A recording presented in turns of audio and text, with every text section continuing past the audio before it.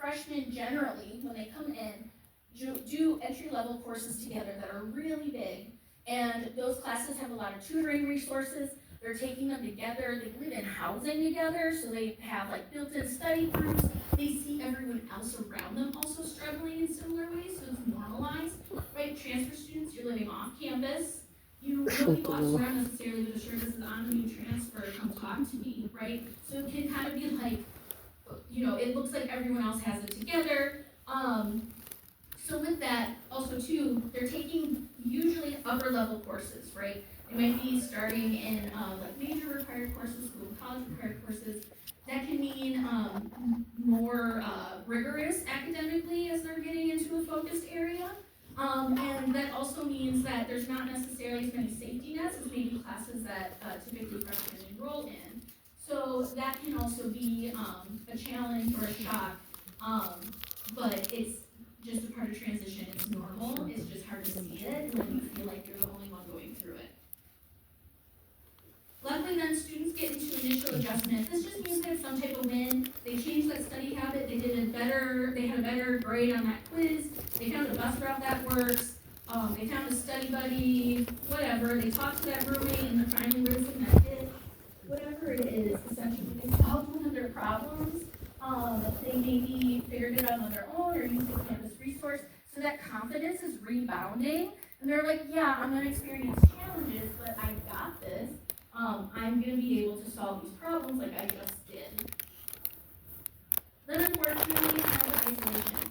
So we see this around Thanksgiving break in the fall.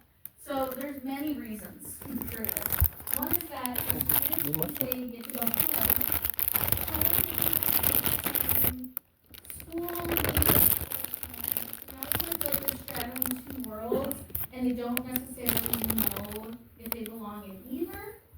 And that is a really hard place to be. It can also be for students who stay on campus. You're physically isolated. There's not a lot of people around. In terms of on campus, off campus, maybe your roommates are gone, right? So there's also an element of it's reflected physically. There's also an element here too of advising is happening for the next semester. So with that, students might decide to change a major. And one thing that happens with students, majors are actually ego extensions.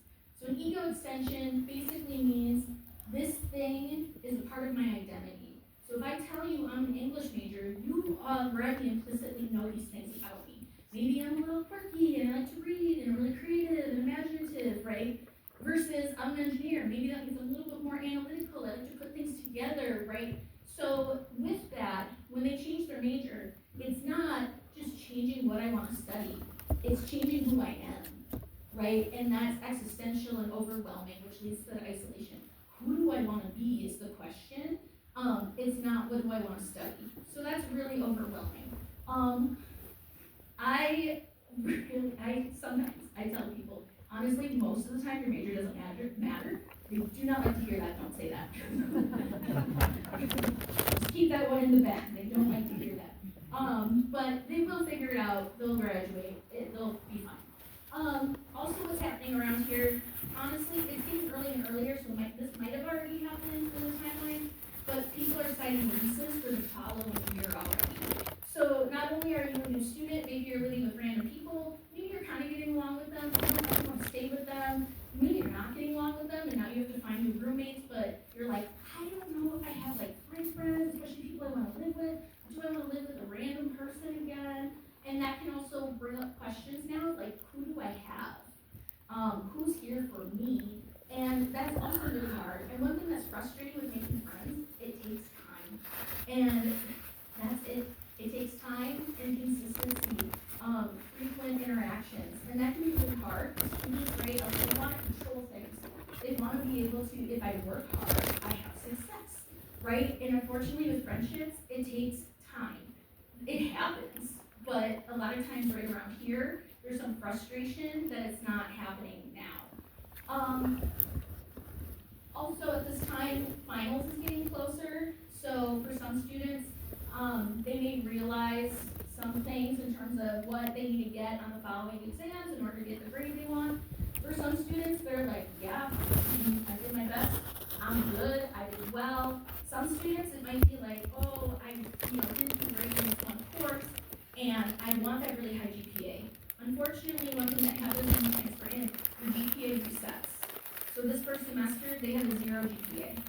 So that means that they're going to put a lot on themselves to get a really high GPA. And that's a really hard place to be, especially when they've worked so hard already. Now they're going through transition. So it's stressful. With that, they'll do fine. They'll do great. You can only do what you can do in the first semester. There's so many more semesters in terms of rebounding your GPA. Also, they don't really like to hear this, but like your GPA never comes up after you graduate, so you don't get a grade. You just need to get a degree. But don't tell them that. So here, the key phrase is, I'm the only one. So when you hear your students saying, I'm the only one struggling in this class, I'm the only one getting this grade, I'm the only one that doesn't know what they're doing, that's the key sign they're in mental isolation. So there's a few things I like to remind students and say to them. One is, you have what it takes to be successful here. You applied and had several admissions counselors read your applications and agree that you would be successful here. Now for the students who are a little bit of doubters, I like to remind them, right, campus isn't playing with its money. So if students are not being successful here, our ratings go down, our donors go down, right? Campus isn't going to let that happen. So they're admitting people that for sure you will be successful here. And that usually is 3 people. Also too, with mental isolation, we have plenty of resources on campus for mental health.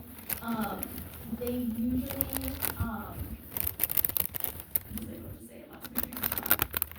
DHS, which I don't know if they already talked to you. Yes, you already got it. A great resource for you for them to use. And then acceptance and integration.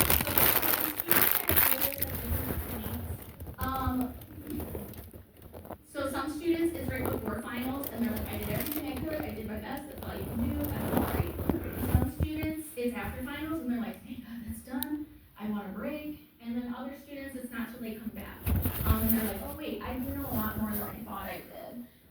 Again, this is a little different for everyone. We usually see this after the first semester. Some students it's a little bit longer, and that's okay. So with acceptance and integration, again, that just means same day. It could mean this place feels like home. No surprises. I got this. I know what I'm doing. So that way, we get that here. So overall takeaway with that is that transition just takes time. Ups and downs are totally normal. It's going to be a part of the process.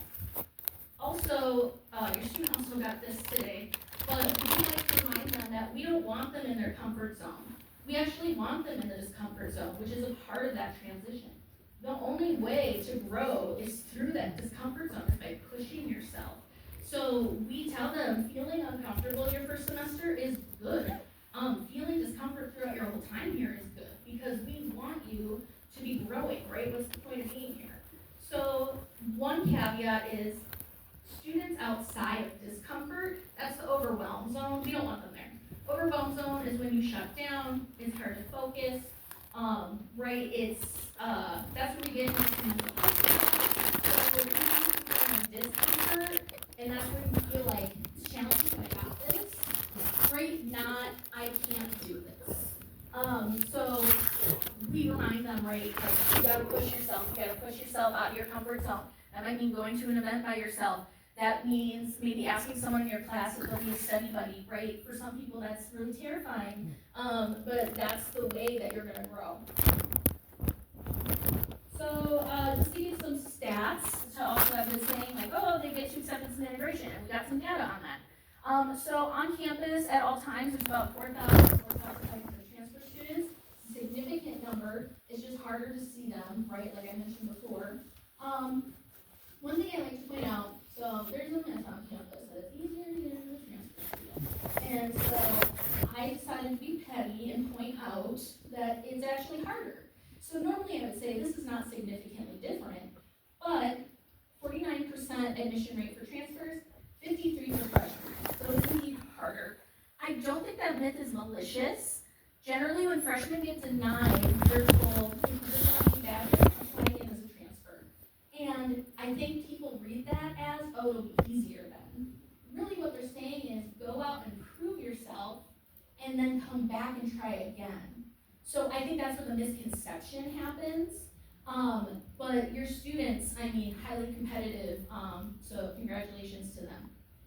Also, our retention rate. So retention rate is who enrolls from their first year to their second year. So since your students enroll in this fall, if they're gonna enroll next fall. The numbers are, again, very close, 91%, 95%. With that, that's an actually very rare number nationally and something we're really proud of. So that means for most students, they're gonna stay here. And it's a huge indicator that they're also gonna graduate with us. Generally, retention rate correlates with graduation. I'd like to notice, because some people are like, what's the discrepancy? I know, so transfer students are a very diverse population, and that discrepancy is always gonna be there because of different needs. We have many more returning adult students. If their spouse moves to a different state for a job, they're gonna transfer. If your child is going to school, you might take a semester off. If you are active military, you might get called into duty. So there's always going to be reasons that are valid. We all like to think school always comes first, but we know, right, family comes first. So that's typically part of the discrepancy there. And then when it comes to graduation rate, they're nearly identical, which is amazing. So that really tells us, again, our students are being successful here, and they're staying here and graduating with us. So my tips, first we listen, invalidate, and ask open-ended questions. So my sister is kind of like my mom. She's much older than me. And whenever we ask her home, she's like, well, what did you do? What happened here? Did you do this? How about that? And I feel like being interrogated. I'm like, okay, calm down. I can go into it. So instead of asking those questions that you want to know the answers to, saying, well, what have you done? Allowing them to kind of get that out, because it also allows them to vent. Who have you asked for help? What offices do you think you could go to? Those types of things, it helps them think through problem solving. Also, they're more likely to go do it because they thought of it, at least, or they said it.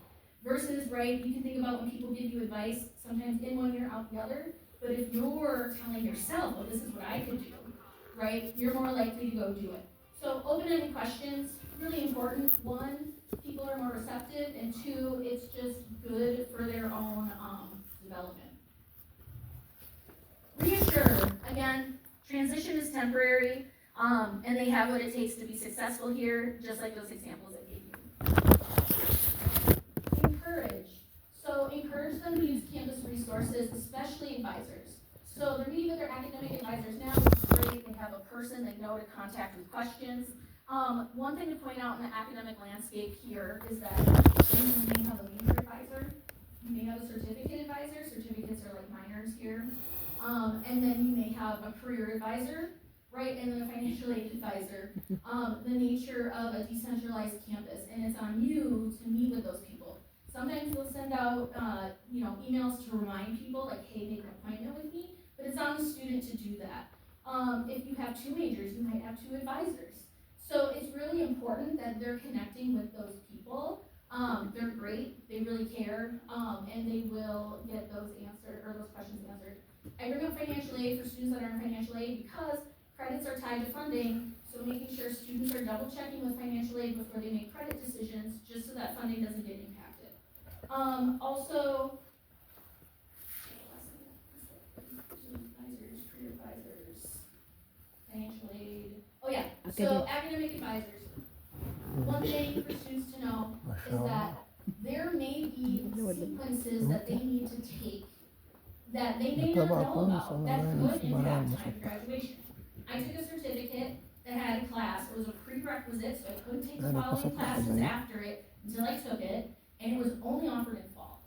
So that fall, I didn't realize that, thinking I could take it in spring, it would have delayed me a year to graduation if I wanted to keep that certificate.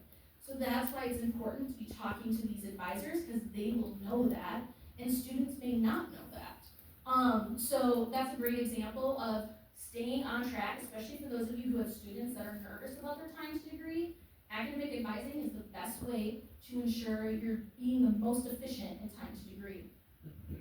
And then office hours. So in those intro courses I was talking about before, those are really large. So essentially, major coursework classrooms are kind of like a pyramid. So the open ones, the entry level, the freshman based usually, those are the largest ones on campus. So those may have hundreds of people. And that's going to be like, your Chem 103, 104. It's going to be some math classes. It's going to be some required like comms classes. And essentially, because there's so many students, there's a lot of tutoring resources because they know the faculty are going to have a hard time supporting all of those students outside the classroom. So students can, of course, meet with their faculty. They can, of course, meet with their teaching assistant, graduate students that support the faculty, and then resources for those courses. Now, as those courses go up, one, they get more rigorous and they get more specialized. Two, they get smaller. And because of that, it then is on the faculty to be supporting them outside of the classroom. There's not necessarily tutoring resources for them in those very niche classes. So with that, again, they have to be taking the initiative to go to faculty outside the classroom. I know for me, I went to a 2-year campus, so my lecture was here, my lab was behind it, and my faculty's office was across the hall. Very easy for me just to connect with them when I needed to, before class, after class, or at least some point during the day. Now, that's not necessarily the case here. Students may have a lab on this side of campus, they may have their lecture over here, they may have a discussion here, and their faculty may be way over there. So one thing that I recommend, some of you, your students may want to walk their schedule after today just to know where buildings are, to see them. I highly encourage you to have them also look to see if the faculty is listed with those courses and to look for their offices as well. You can just usually Google them or find them in the directory and it'll pop up with their office. Essentially, if you know where a place is, it's easier to go. It's easier to go back. One of the hardest parts is finding it and having the energy to find it. And in a semester when you're doing all that coursework, right, is harder. So they already know, oh, I have to go to that building, it's going to take me 15 minutes after this class. It's a lot easier. So when you're walking your schedule, find those faculty office hours. It's also a great spot to make study groups. I've heard so many students say that there were other people in their class at those office hours, and they'd actually meet with the professor together and have a mini study group, and then they'd meet also outside of that to study. So again, too, it's another great way for them to meet their classmates and get additional support. And then rest and routines. So you may hear your students say that they're really tired, or they're tired all the time, or they can't believe how much energy other people have on campus. And that's just because their brain's on overdrive. Not only are they learning what everyone else is learning, they're also starting probably higher level courses, and they're learning bus routes, people's names, how to do things, how to walk places. All of that, your brain's working to remember. So one thing that, for some students, I will preface, this isn't necessarily possible if you're in like a cohort program or some kind of sequential program like engineering. If that's the case, you have specific classes you have to take, and that's what it is. But for a lot of students, they have a little bit more flexibility in their credits. I usually like to tell students, think of transition like a 4-credit course already in your schedule. So that way, you're getting that space and time for your brain, for rest, and for getting involved. I know that some of your students are like, well, I'm used to doing 18 credits, so I'll be fine. I get that.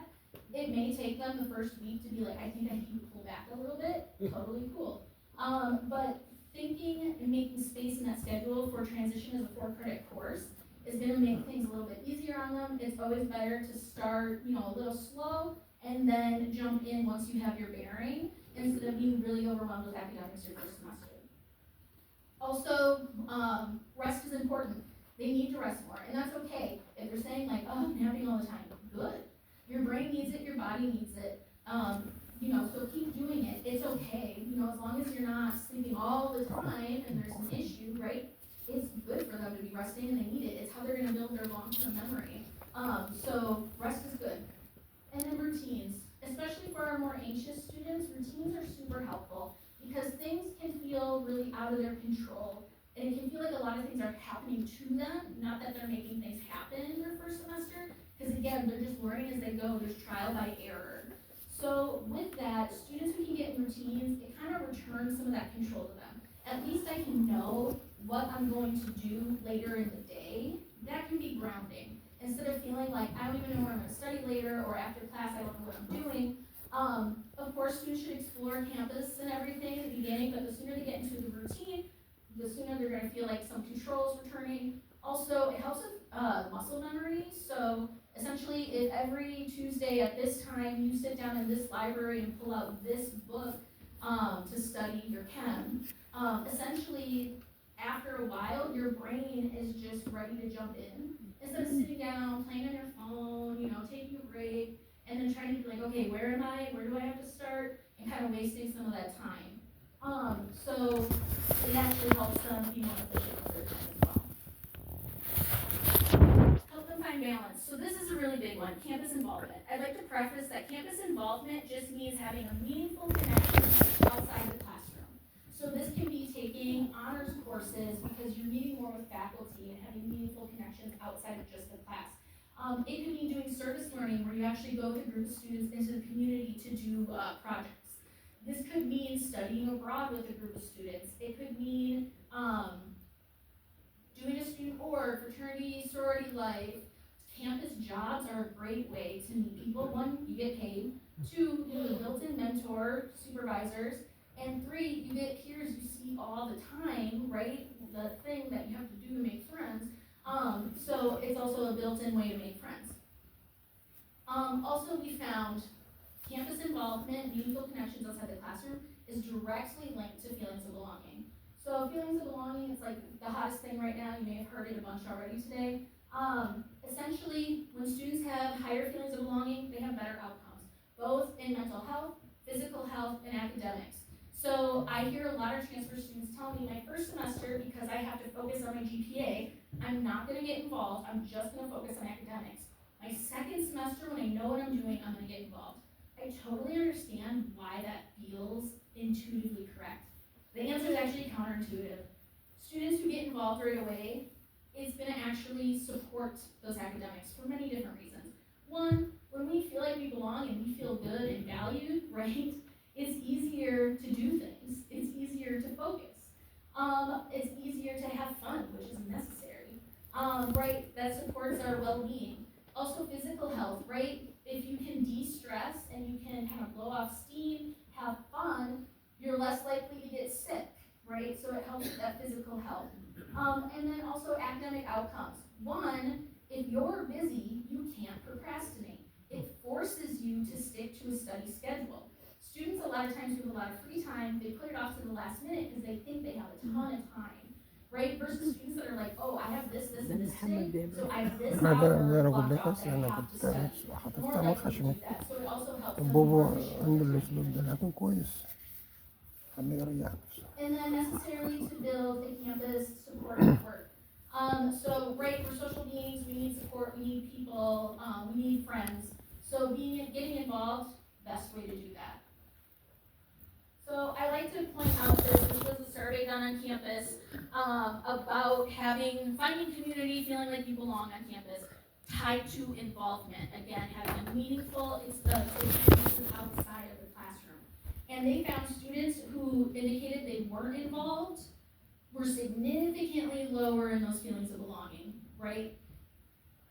That's not great. So that's why we tell them, get involved, right? That involvement is going to help. And when you have those good feelings, high feelings of belonging, you're more likely, like I said, better mental health outcomes, better physical health outcomes, better academics. So now to talk about specifically in the transfer transition program, I'd like to point out we do have a physical space on campus, which is very exciting. The Transfer Engagement Center. So we're in the Wilson building on campus. I took this picture to try to make it look pretty, but it is actually very ugly. I didn't want to false advertise completely. But for those of you familiar with campus, it's across from the Nancy Nicholas building as well as Van Heist.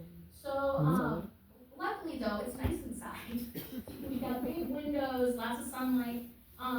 We have free coffee, tea, and printing. Printing's won't remember, right? And that can get expensive, so it's free.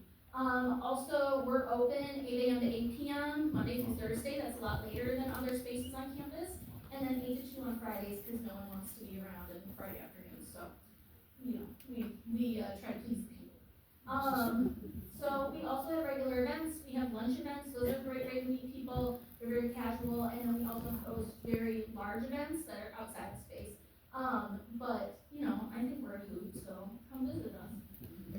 They also get automatically subscribed to our weekly newsletter, so those things in August that highlight the compliments, and they'll get it forever unless they unsubscribe.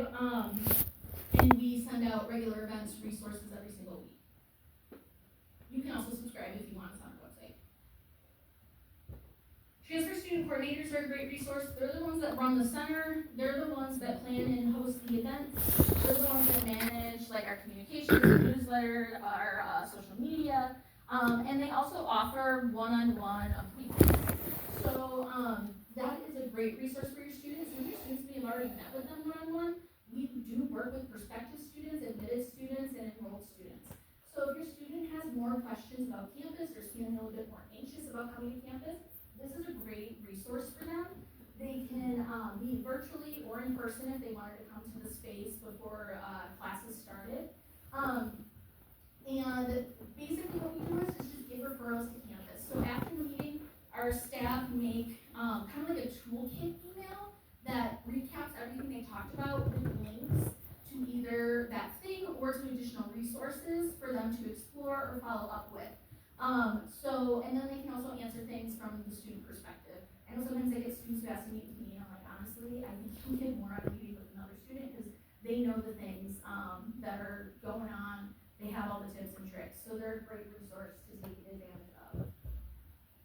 Wisconsin Welcome Events. So just like everyone else on campus, the first few weeks on campus, we host a ton of events.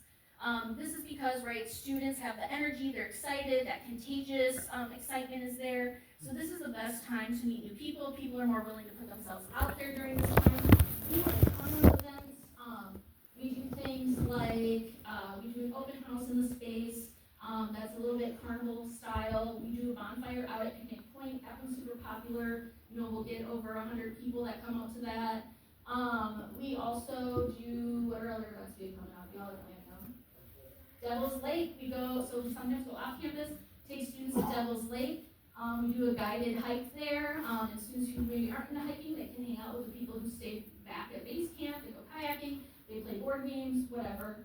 And we do a bunch of other stuff during the year too. So if they only get to come to a few of these, that's okay. We have events throughout the entire year.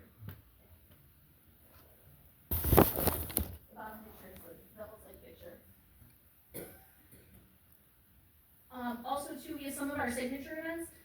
Broken Hearts Bingo, I like to shout out. It's our anti-themed event, very fun. We do 4 bingos a year. We call them broke bingo because you win things you need and don't want to buy. We always give away vacuums at the end. That's our final grand prize. So really encourage them to go to that one. The vacuum thing inspired me. I had a student staff member once that was like, "Can I borrow the vacuum from the tap at Transportation Center?" And I was like, "Why?" And she was like, "Oh, well, my roommates and I don't have one." And I was like, "How do you not have a vacuum?" And there were 6 women living together with long hair for 2 years. And I was like, "It is my personal mission to get as many students vacuums as I can because that has haunted me." So we always give away vacuums.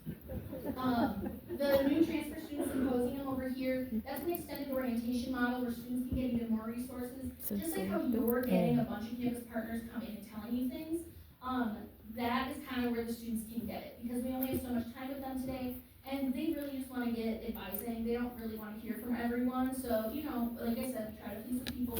But that's a great event for them to come and hear a bunch of resources and what's going on campus.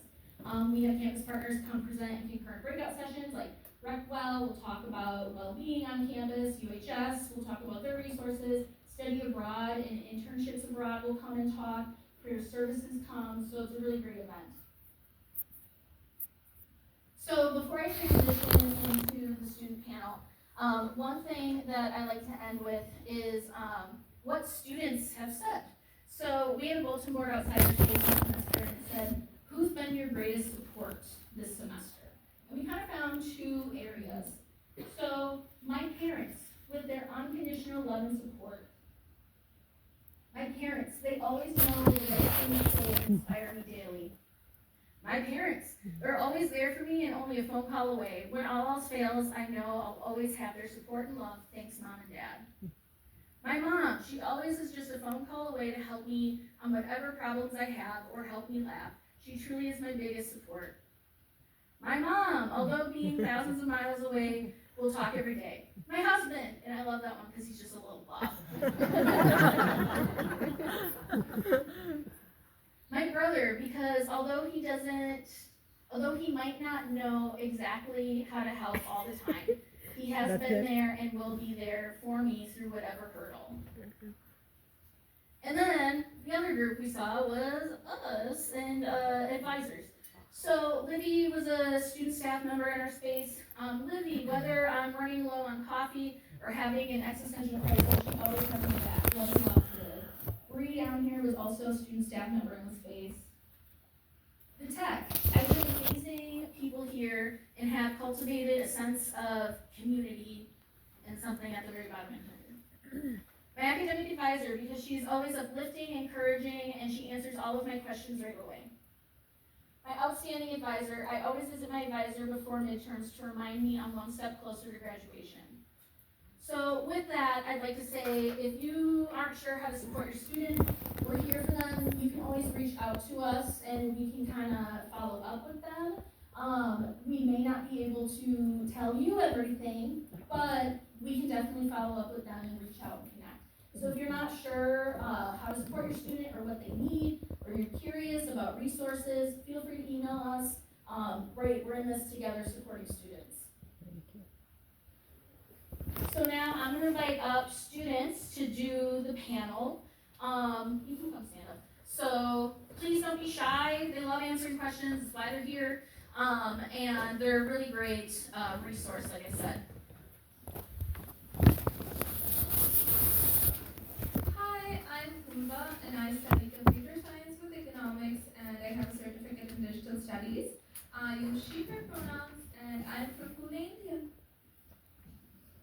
Hey all, my name is Brendan. I use he, him pronouns. I study English literature and philosophy. I'm a transfer student from Madison College, or MATC. Hi everyone, I'm Adit. I'm currently studying data science with certificates in educational policy studies and education services. I'm an Indonesian and I was raised in Malaysia and transferred from Malaysia.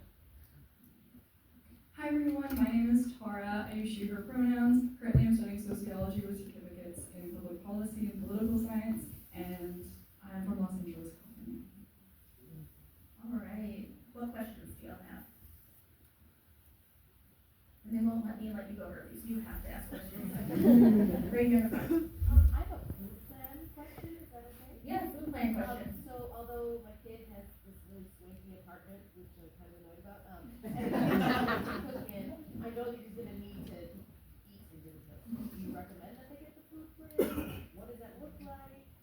Swanky apartment, but looking for food plan. So I don't have a swanky apartment, very low-key, but all of my freshman year, I had a dining plan which was the Go 14, and one thing that I found super convenient about that is, since this is such a big campus, you're going to be at any point in the campus and suddenly you're just going to be hungry, like give me anything I'll eat it kind of hungry. So it is very convenient to have a dining meal plan because the dining halls are spread out across campus, so you can swipe that anywhere. There's no restriction as to where you can go. So that becomes. Sorry. Folks that live off campus aren't eligible for the dining program, but there is a union meal plan that they're eligible for. If down at the end, if you want to answer. You can't sneak into the door. For that, what I recommend is the flex plan, which is basically like dining dollars that are allocated onto your Wiz card, and then you can use that just like a normal like card, like you swipe that at the dining halls and you can go and eat there. And then it's also attached if you go to like say the Strada at the Terrace, or any of the places like Union South, you can use that as just like dining halls. What is the difference between putting money on a WIC بدون card كابون that's يمكن. used for food, or putting money on a union dining plan that's used for food? Because it seems like you can use it at all the same places. يجوز ده بس دينه كلام. Yeah, I think I heard you having a conversation with someone at the front desk. Union dining plan versus Whiz card dollars. Yes, union dining plan versus Wisconsin dollars.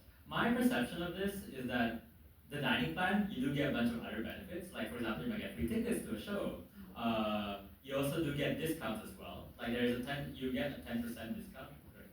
Yeah, 10%. You get 10% discount through the flex plan, and you also get exempted from the 6% tax. Yes, if you use the dining halls. So that's where you can use the dining plan. You can use the Wiz card, but the Wiz card does not have those perks. And one good thing about the dining plan is that they roll over every semester, unlike the housing meal plans. So your flex dining plans, they roll over every semester, and if you graduate with them, they get refunded. Also to note, Yeah, what look here. came in my mind is when I lost it. Go ahead, were you gonna add on to that? Yeah. Oh, yeah, I was gonna say that students can still eat at the resident hall dining centers. It's just that the reason they're not eligible for the meal plan is they changed the way they did the meal plan, and now it's embedded into how they pay for housing. But they can eat there, and pay for it with, can they pay for it with the flex? They can pay for it with the flex, or they can pay for it with the Wiz card. So that was kind of their solution there to try to accommodate. If you do either, if you load up the Wiz card at least, I know your student could use it for beer on the terrace, so just know that.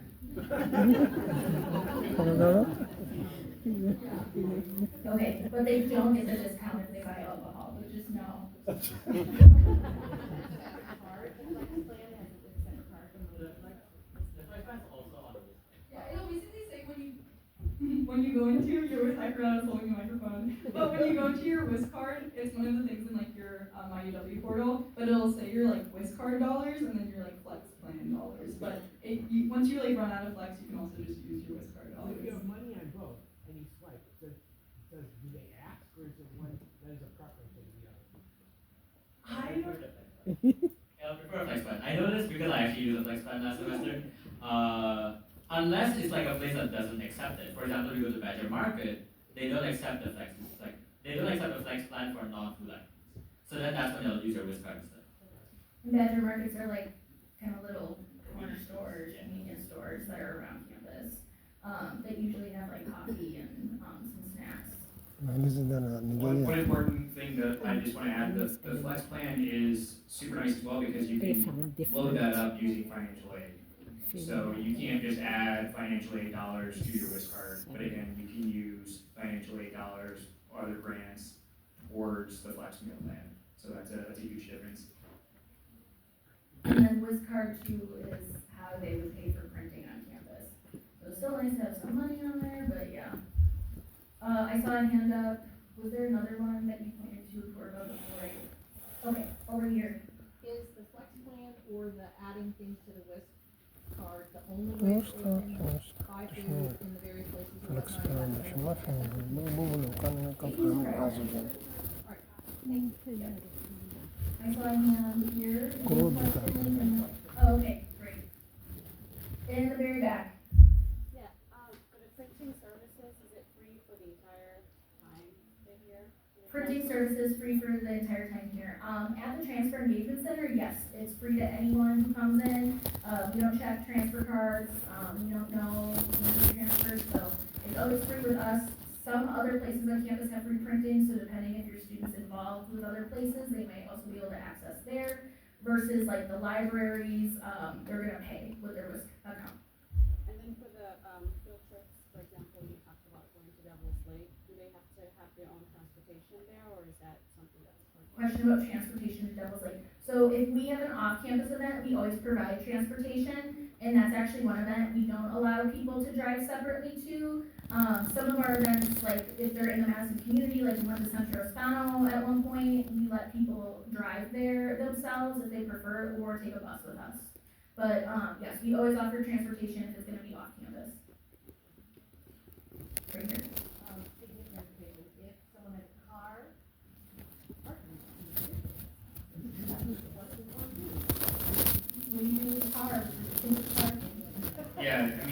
So to be blunt, I wouldn't bring it to campus. Parking on campus is very difficult. There's very high demand for student parking passes and very little space. You can apply for a student parking pass. That's going to be into the computer student lots, which are out by the university hospitals.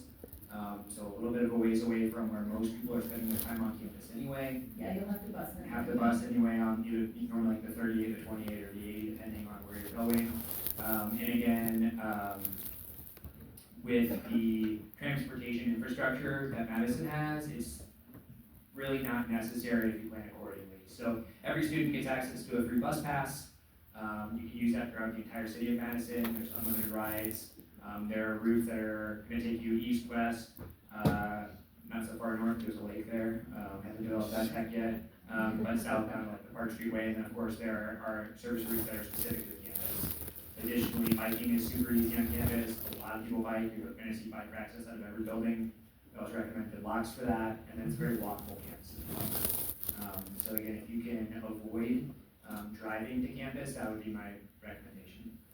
At the very end of this presentation, we do have a QR code for both this one with presenter notes as well as the student one that they got. In the student one, there's slides at the end that include a lot of tips around this. One tip that I give students, because one, it's very hard to get a student parking pass. It's for extenuating circumstances only. Then you have to bus in anyway. So I usually tell students to park a little bit further away from campus. Like if you're coming in from the east side, go park by like Festival Foods, or if you're coming from the west side, over by Hilldale. There's some streets that have free non-monitored parking, and they're right between a lot of the rapid transit buses as well as other buses. So more than likely, you're always going to be able to find a bus either getting from or to at a decent time or within a decent time. And it's going to be free. And regardless, if you get a student pass that's really expensive and you have to bus anyway. Otherwise, there are private parking options in terms of like private landlords. Those tend to be really expensive, so as much as a student can avoid driving, or if they have to drive, park further away and bus in, is probably going to be your best bet. Yeah. I saw a hand here and there. Yeah. Yes, I asked from those students transfer from Madison College to the UW. They transfer from Madison College? Yeah, what is the challenges that they have in academical study? So I mean, what's the difference between the classes that already taken in the Madison College and we get it here in UW Madison? What are the differences in taking classes at Madison Yes, College and then versus they here? yeah. Yeah, so I spent my 2 years at Madison College before coming over, Mm-hmm. and I transferred, so I just completed my third semester. Mm-hmm. I mean, the class sizes at Madison College are going to be far smaller, generally speaking, for those lower level courses. As we mentioned earlier, the higher level courses are generally going to be fairly small anyway, so there's not a huge difference there. Only 10% of courses on campus are over 100 people. Mm. So it's a smaller number. Yeah. That being said, how curriculum is taught at not only Madison College, but most community colleges is quite a bit different. It's significantly more involved. That's based on my personal experience. I had a lot more direct help and guidance from my professors on trying to apprehend material, where here at UW it's a little bit more self-directed.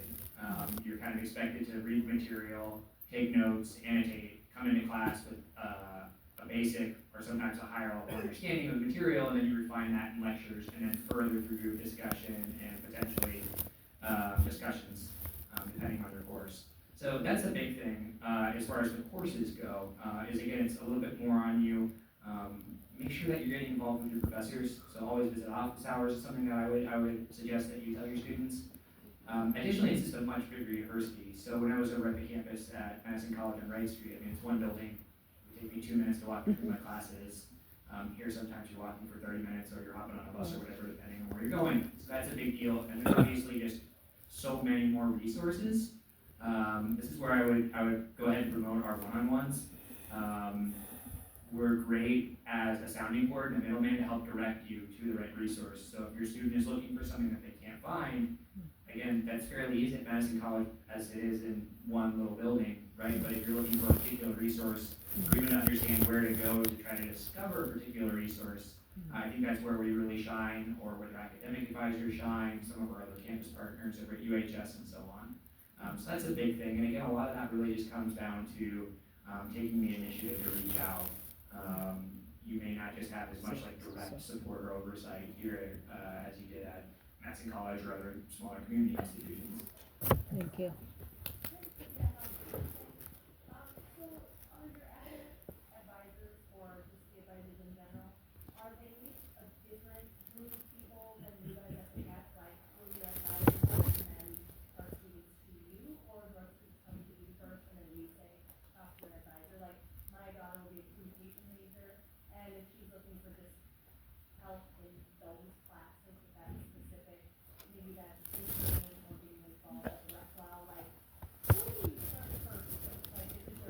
Yes. Yeah.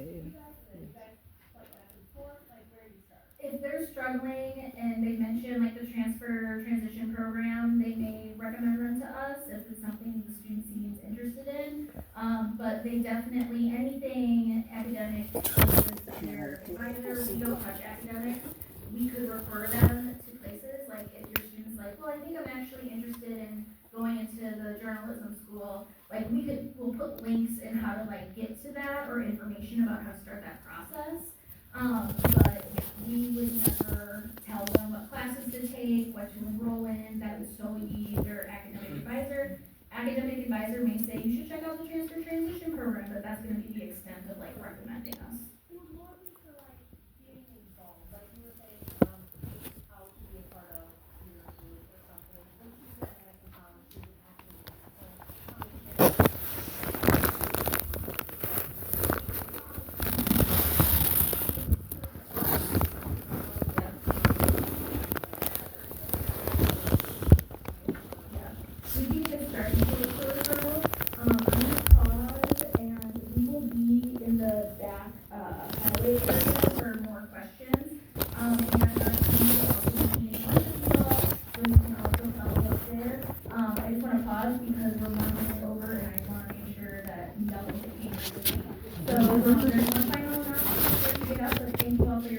Thank you. Very full. الشباب الزريفة. الشباب الزريفة.